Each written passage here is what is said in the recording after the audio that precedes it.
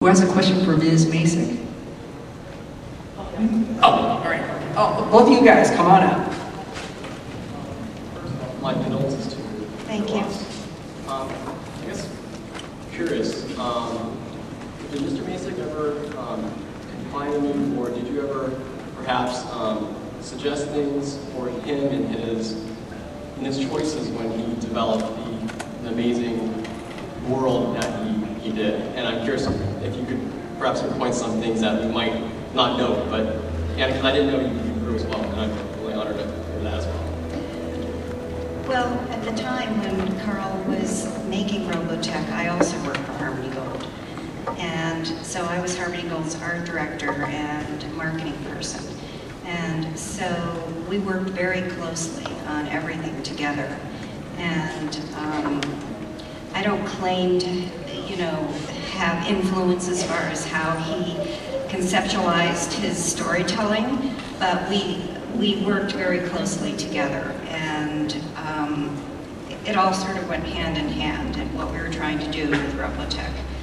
So it was really a wonderful process going through it and watching him create that, and the whole team of people that were working on it were very creative.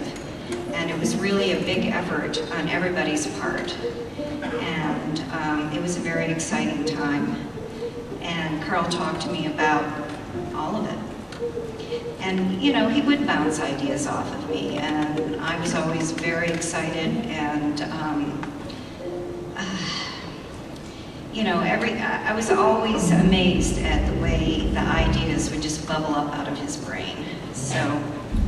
And it was a really nice give and take relationship.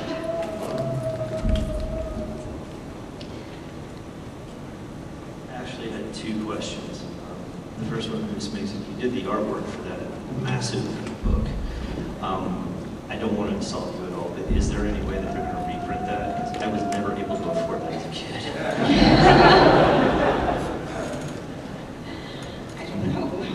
Well, the second question is kind of a Harmony Gold question. I have artwork on, and inside of it they talk about the Tomb of Dracula. It like makes me look old right now. Are you going to release that to DVD? I don't even know if the company has the rights to that anymore. I know there's a large sections of the library that were once in Harmony Gold's library that have since moved on. Like at one point, Harmony Gold had the rights to Speed Racer, but those have gone to other places.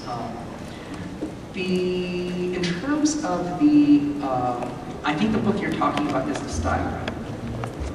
It's art book one. It's the black. Right. Yeah. Because I think so.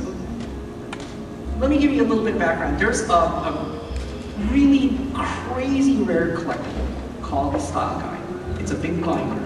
And what Harmony Gold did was, this was before Robotech Art Book was published. And this was something that Svea had actually prepared. She put in Pantone color numbers and everything in the book, how to get all the character looks right. And many of the character illustrations, when she couldn't find what she needed, she would draw them herself. And these were provided to all the merchandisers, such as Matchbox. So these were the guidelines where, this is back in '85, where a lot of artists didn't know how to draw anything to save their life. And so it's a guide on how to draw like Robotech.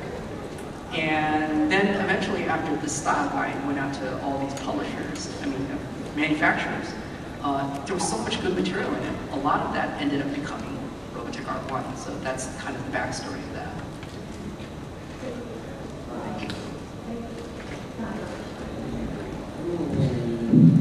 Is there any possibilities of you bringing Macross 7 into the Robotech universe? If you've been following our work closely, we actually gave it a really good shot around, I believe, 2003 or 2004. We had actually worked together a little bit with Tokyo Pop. They were interested in bringing Macross 7 to the United States. And we worked out a fairly straightforward licensing deal where it could be brought to the United States, and for some reason or another, the Japanese publishers pulled the rights back at the last second, and that was the end of that. So because of that, this illustrates that we're actually happy to collaborate to get more product in the United States, but a lot of the issues, the legal issues, seem to be originating over in Japan. So if that clears up, who knows? And will you be releasing all the music on the new CD? I only ask because for the song Together, my wife and I danced it at our wedding. Oh, okay. I'm glad you brought that up. Randall ROBOTECH, he is the music director of The Sentinels. And you know how The Sentinels was a salvage project. And I was communicating with Randall. He currently works at Universal Music. A lot of the stuff that work he put into The Sentinels didn't end up in the final product because what they salvaged was just whatever minutes they could put together. And so he has actually written more music than is in that movie. So Together is all you hear, but there's even more. And so some of the lost music we're going to put in this new soundtrack as well. Hi, last year you guys touched on Robotech Shadow Chronicles being on, I think it was Hulu, and getting like a massive amount of hits and things like that. Has there been any other major successes with Shadow Chronicles on like online streaming, that kind of thing? And also, you said the toy rights are going to start going more to Warner Brothers. Does that mean that there's not going to be much coming soon, or? No, we're merchandising rights where the rights naturally expire.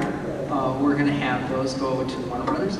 But where we have partners that we're very happy with, we're going to, no point in trying to break what doesn't need to be broken. So we're going to leave those alone. And in terms of Hulu, that was a kind of cool experiment that Hulu had tried out. They had tried out just Shadow Chronicles by itself, just a small bite.